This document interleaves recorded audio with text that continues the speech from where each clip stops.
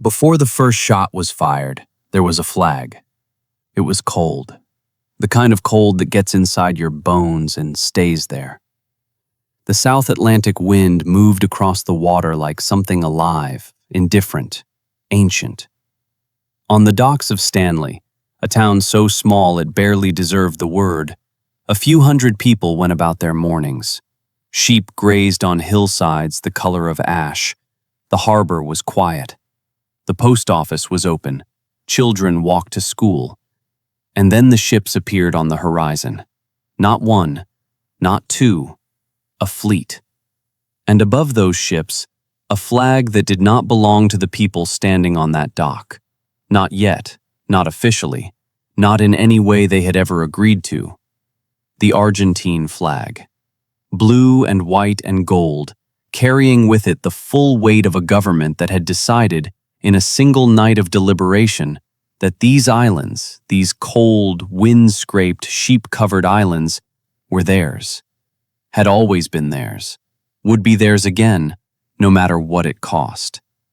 By the time the sun set on April 2, 1982, the capital of the Falkland Islands had a new name, Puerto Argentino.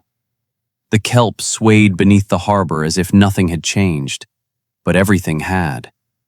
In a few minutes, you will understand why two nations sent young men to die for a place most of the world couldn't find on a map, and what that tells us about the oldest, most dangerous story human beings ever tell themselves. Now, let's go back to the beginning. If you find yourself drawn to history that cuts beneath the surface, to the wars no one fully explains and the decisions no one fully admits to, consider subscribing. This channel exists for exactly that. To understand the Falklands War, you first have to understand what it meant for two countries to be desperate at exactly the same time, in exactly the same way, for completely different reasons. Argentina in 1982 was not a stable country. It hadn't been for years. The military junta that seized power in 1976, a regime of generals and admirals who called themselves the National Reorganization Process, had spent 6 years doing what authoritarian governments do when their economies collapse and their people grow restless. They disappeared people, thousands of them. Men and women pulled from their beds in the middle of the night, placed into unmarked cars, and never seen again. The official estimate runs to around 9,000. Human rights organizations say it may be closer to 30,000. The exact number, like most things the junta controlled, remains contested. By 1982, the economy was failing. Inflation was not a problem, it was a catastrophe. Wages bought less each week, protests were spreading. The generals who had silenced so many voices could feel the silence turning against them. And General Leopoldo Galtieri, who had seized the top position of the junta only months before, understood something that authoritarian leaders have understood for centuries. There is no faster way to quiet internal dissent than to manufacture an external enemy. The Malvinas, as Argentina had always called the islands, were perfect. They were, in the Argentine national imagination, a wound that had never closed. The story Argentina told itself was this. The British had stolen the islands in 1833, expelled the Argentine settlers, and replaced them with their own colonists. The islands sat just 300 miles off the Argentine coast. They were, by geography if not by law, Argentine.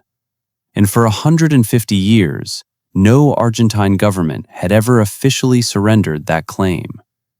Galtieri's advisors believed, with a confidence that would prove catastrophically wrong, that Britain would not fight for them. Why would they? The islands were remote, economically marginal, and populated by fewer than 2,000 people.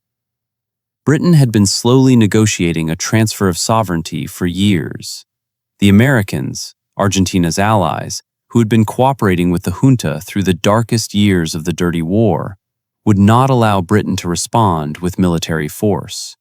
It would be quick, clean, a bloodless, patriotic triumph. and the Argentine people, who had every reason to hate their government, would instead rally behind their flag.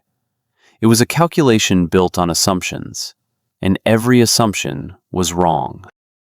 London received the news in the early hours of April 2nd. Margaret Thatcher was Prime Minister, a woman who had been called the Iron Lady by Soviet propaganda, and who had, in a way they did not intend, taken the name as a compliment. Her government was also struggling. Unemployment in Britain was the highest it had been in decades. Her approval ratings were low. The Conservative Party was divided. She was, by most political assessments at the time, vulnerable. The news from the South Atlantic landed on her desk like an ultimatum disguised as a crisis. Some in her cabinet urged caution. The islands were far. The logistics were nightmarish. 8,000 miles of open ocean between Britain and the war zone. The Royal Navy had recently been cut as part of budget reductions. The task force, if assembled, would be operating at the absolute edge of its capabilities. And the diplomatic path was still open. The United Nations was already meeting. The Americans were already offering to mediate. Thatcher listened. And then she did what Galtieri had not believed she would do. She sent the fleet. The decision was made within 48 hours of the invasion. Sailors who had been on shore leave were recalled. Ships that had been scheduled for decommissioning were hastily recommissioned. The aircraft carriers Hermes and Invincible were loaded with Harrier jets, supplies, ammunition, and men who did not yet fully understand where they were going or whether they would come back. By April 5th, the task force had sailed. Hundreds of thousands of people lined the docks at Portsmouth to watch them go. Flags were waved. Tears were shed. The newspapers printed headlines that used the language of 1940. Duty, resolve, national honor. The same language on the other side of the world was being printed in Buenos Aires. This is the part of the story that history lessons tend to skip over, because it is uncomfortable. Both populations believed they were right, not in a superficial government propaganda way, though that was certainly present, but in a deep, felt, genuine way. Argentine crowds gathered in the Plaza de Mayo, the same square where mothers had been marching for years, silently, holding photographs of their disappeared children, and they cheered. They cheered the same government that had taken their children. They cheered a war launched by men whose hands were stained with the blood of their own citizens, and they meant it. The Malvinas meant something to them that was older than the junta, something that had been passed down through generations of school books and national mythology. In Britain, something similar was happening. The tabloid press printed headlines so aggressive they bordered on caricature. The Falkland Islands, which most Britons had never thought about in their lives, suddenly became a matter of national soul. Letters poured into the Ministry of Defense from men who wanted to volunteer. Retired veterans called their old regiments. The language of empire, of Britain's right and duty to protect its people, wherever in the world they lived, came flooding back as if it had never left. Psychologists who study collective behavior have a name for what was happening in both countries simultaneously. They call it the rally around the flag effect. When a nation perceives an external threat, internal divisions tend to collapse. Political opponents become patriots. Economic grievances fade beneath the noise of crisis. Leaders who were failing become symbols of resolve. The mechanism is ancient and almost universal. It requires very little engineering. The war does the work. What is disturbing is not that it happened. What is disturbing is how few people, on either side, recognized it while it was happening. The task force reached the South Atlantic in late April. The distance alone had been a kind of psychological test. Weeks at sea, in waters that turned rougher and colder the further south they went. Men living in the compressed metal world of warships, sleeping in shifts, wondering what waited for them. Some of them were teenagers. The average age of a British soldier in the Falklands conflict was barely 20. The Argentine soldiers on the islands were often younger still. Many of the Argentine conscripts who had been sent to defend the islands had received minimal training. They had been pulled from warm provinces far to the north, boys from Tucumán, from Córdoba, from the subtropical lowlands, and placed on windswept hills in the South Atlantic winter without adequate cold weather gear, without enough food, without experienced leadership in many cases. Later testimony from Argentine veterans would describe nights of near-freezing temperature in inadequate clothing, officers hoarding rations, confusion about orders, isolation. This is the part of the story that neither government's official narrative had much use for. Britain's official narrative needed heroes. Argentina's official narrative needed martyrs. Neither narrative had space for the specific, granular truth of what those young men actually experienced on those hills. The waiting, the hunger, the cold, the particular sound the wind makes when it comes off open water at night and there is nowhere warm to go. The war itself, when it came, was brutal and fast. On May 4th, before a single British soldier had set foot on the islands, an Argentine Exocet missile struck the HMS Sheffield. The weapon was French-made. The decision to fire it was not. 20 men were killed. The ship would burn for 6 days before it finally went under. War had been discussed in the abstract language of sovereignty and honor. Now it had a specific smell, and a specific sound, and a list of specific names. The main landing came weeks later. British forces came ashore at San Carlos Water on May 21st, and Argentine aircraft met them with a ferocity that surprised even experienced commanders. The attacks were relentless. Several more ships were hit in the days that followed.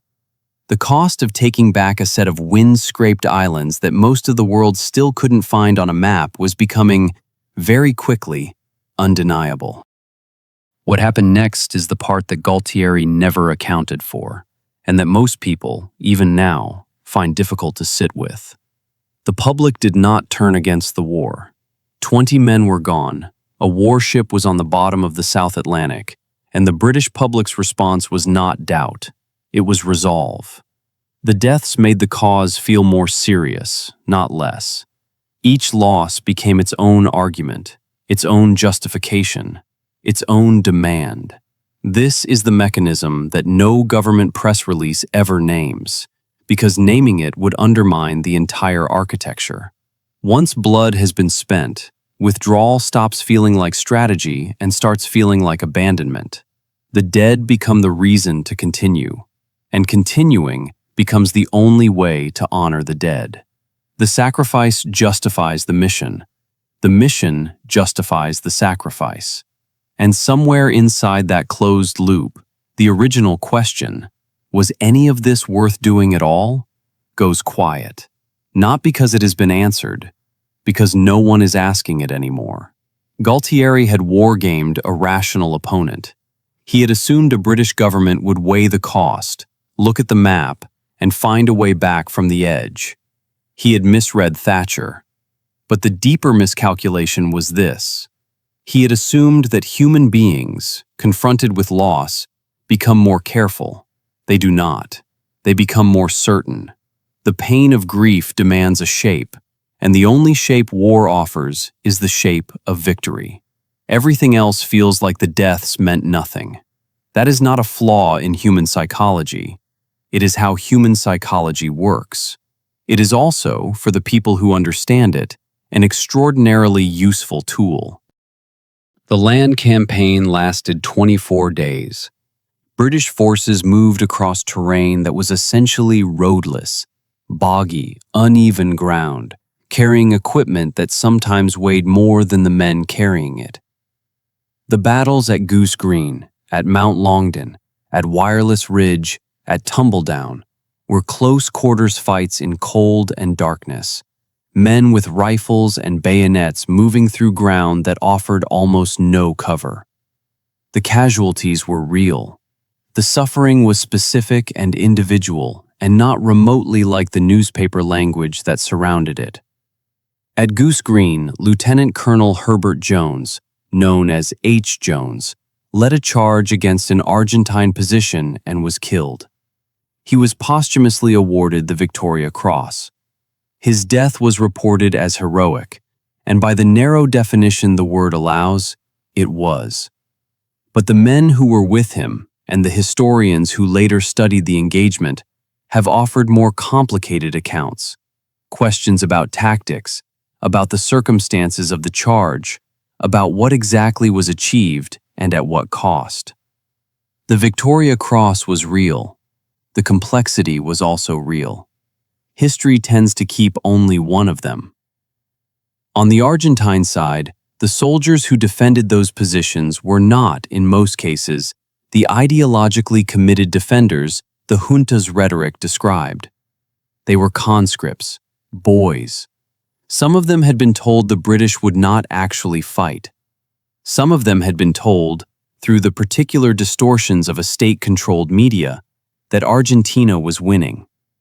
When the end came, it came quickly, and many of them found themselves prisoners, cold and hungry, sitting in the same landscape they had been sent to die for, not entirely sure what had happened.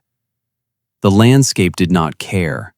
It had been there before any of them arrived, and it would be there long after. June 14, 1982. The Argentine garrison in Stanley surrendered. The white flags went up at night. 45 days after the invasion, it was over. The numbers: 255 British servicemen killed, 649 Argentine military personnel killed, 3 Falkland Islands civilians killed, nearly 1,000 wounded on both sides. 4 British warships were sunk, several more badly damaged. The Argentine cruiser General Belgrano, sunk by a British submarine on May 2nd while sailing, controversially, away from the exclusion zone, went down with 323 men inside it. It remains the largest single loss of life in the conflict. It remains contested. In London, there was celebration. Thatcher appeared in public and spoke in the rolling cadences of a nation vindicated. Her approval ratings, which had been the lowest of any prime minister in the polling era, reversed almost overnight. The 1983 general election, which many had predicted she would lose, she won by a landslide. The Falklands factor. Historians still argue about how much of that was the war and how much was other variables. But no one seriously disputes that the conflict transformed her political fortunes. In Buenos Aires, the junta collapsed within months. Galtieri resigned. The generals who had launched the war as a rescue of their own power were destroyed by its failure. The dictatorship that had survived torture, disappearances, and international condemnation did not survive the Malvinas. By 1983, Argentina had its first democratic election in a decade. The war that was meant to save the junta ended it. The war that was meant to demonstrate Argentine power demonstrated its limits. And the 2,000 people whose island had been the justification for all of it went back to their sheep and their cold mornings and their harbor, and the kelp swayed beneath the surface as if nothing had changed. But there are things that did not go back. The veterans did not go back. Not entirely. British Falklands veterans have reported post-traumatic stress disorder at rates significantly higher than the general population. A landmark study published years after the conflict found that the suicide rate among Falklands veterans exceeded the number of men killed in the war itself. More British veterans died by their own hands after coming home than died in the fighting. The Ministry of Defense disputed some of the methodology. The veterans' organizations did not. The Argentine veterans returned to something worse than silence. They came home to shame. The junta that had sent them did not want to discuss the defeat. There were no parades. In some cases, returning soldiers were instructed not to wear their uniforms in public. The boys who had been conscripted, sent across hundreds of miles of open water to a freezing archipelago with inadequate equipment and then surrendered. Those boys came home to a country that found it easier not to look at them. The psychological toll has been documented in Argentine academic literature, in veterans' testimonies, in the quiet epidemic of mental illness and suicide that moved through their generation, largely unreported. These men were used. That is not a complicated sentence.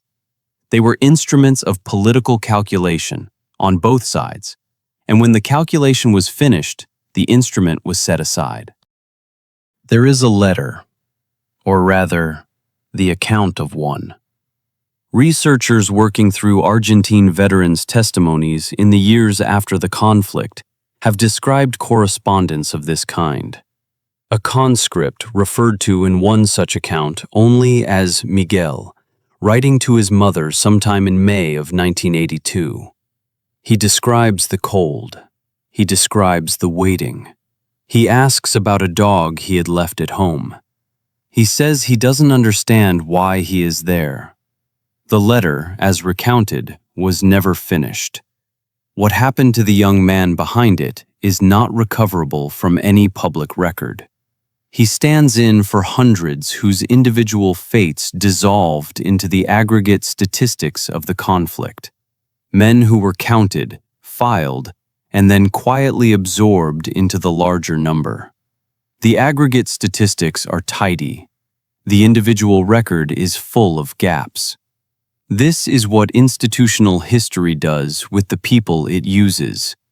It counts them. It enters them into a ledger. It assigns them a number and a date and a unit designation. And then, when the ledger is closed, it moves on. The gap where a specific human being once stood gets filled with language. Fallen in service, lost at sea, killed in action, that is precise enough to be recorded and vague enough to say nothing at all. The Falkland Islands today have a population of around 3,000 people, slightly larger than before the war, partly due to an increase in military personnel and their families. The economy runs on fishing licenses and, increasingly, tourism. The kelp is still there. The sheep are still there. The landscape is still essentially the same cold, wind-scraped, beautiful emptiness it has always been. There are memorials. Both sides have them. The British memorial at Stanley is visited regularly. The Argentine memorial on the islands, built after a formal agreement between the two governments, lists the names of the Argentine dead. It was a long time in coming. The diplomacy required to allow it was slow and careful and occasionally collapsed and had to be restarted. The sovereignty question has not been resolved. Argentina's constitution still formally claims the Malvinas as Argentine territory. Britain's position has not changed. Every few years, the diplomatic temperature between the two countries rises slightly around the issue and then falls again. There have been periodic Argentine statements, British reaffirmations, UN resolutions that neither side fully accepts. The wound, in the language both nations use for it, is still open. The scar tissue has formed around it, but the argument underneath has not changed. The 2,000 miles of ocean between the islands and the Argentine coast remains unchanged. Look at it long enough, and something settles in the chest. Not resolution, not grief exactly. Something colder than that. The feeling that you are looking at a system, at gears turning, at forces operating, and that the gears do not know your name and do not need to. What the war proved is not complicated, but it is the kind of thing that becomes more uncomfortable the longer you sit with it. National pride is not a metaphor. It is not a sentiment, not a rhetorical flourish in a politician's speech. It is a force. the kind that moves people out of their front doors, that fills the streets of Buenos Aires and the docks at Portsmouth with real human bodies responding to a flag the way a nerve responds to heat. It cannot be reasoned away because it does not live in the part of the mind that reasons. It lives somewhere older and deeper, in the part that knows, without being told, which group it belongs to and what that belonging requires. The other thing the war demonstrated, and this one is harder to look at directly, is the reliability of the external enemy as a political instrument. Galtieri's Argentina needed a crisis that was not the junta's fault. Thatcher's Britain needed a moment that was not about unemployment. Both governments found what they needed in the same set of islands. The extraordinary thing is not that they reached for it. What should give anyone pause is how little reaching was required. The machinery was already there. It had always been there. All it needed was a target. And then the young men, the boys. The conscripts from Cordoba standing on hills they had never heard of, and the 20-year-olds from Portsmouth who couldn't have placed the Falklands on a map 3 months earlier. They were moved, not by propaganda alone, though propaganda was present, but by something that feels, from the inside, like conviction, like purpose, like the specific, luminous sense that what you are doing matters. History has recorded very few accounts of soldiers who walked into combat thinking they were being used. Most of them believed in what they were doing. That belief is not a weakness. It is, in fact, exactly what makes the whole system function. The war did not expose a flaw in the human capacity for loyalty and sacrifice. It relied on that capacity entirely. It still does. Miguel's letter ends mid-sentence. The dog's name is mentioned once, and then the text stops. Just stops. The way things stop when the person holding the pen no longer can. What is clear is that somewhere in a house in Argentina, at some point in the summer of 1982, a woman waited for her son. What she was told, and when, and by whom, and in what language, is not recorded in any document that is publicly available. The official record says the islands were liberated, or recovered, or returned, depending on which official record you are reading. The woman waiting by the door does not appear in any of those records. She is the gap in the ledger. She is the thing the official story cannot hold and still remain official. The last question this story leaves behind is not about Argentina or Britain. It is not about sovereignty or strategy or the cold mathematics of military logistics. It is this. When a government tells you that something must be defended, that a piece of land, a flag, an abstraction called national honor requires the lives of young people who did not choose the conflict they are being sent to resolve. What is the mechanism by which you, sitting in a crowd, or watching a screen, or reading a headline, know whether it is true? And if you cannot know, if the machinery of national pride is so well built, so deeply embedded in the way we understand ourselves as members of a group, that it functions even when it is being operated by people who do not deserve to operate it, then what does that say about the next time a fleet appears on the horizon, and someone hands you a flag and tells you what it means? The wind comes off the water the same way it always has. The names change, the flags change, the islands and the reasons and the graves. Those change too in their details. But the architecture underneath them has not been renovated in a very long time. And it is not clear that anyone, on either side of any flag, is particularly interested in doing that work.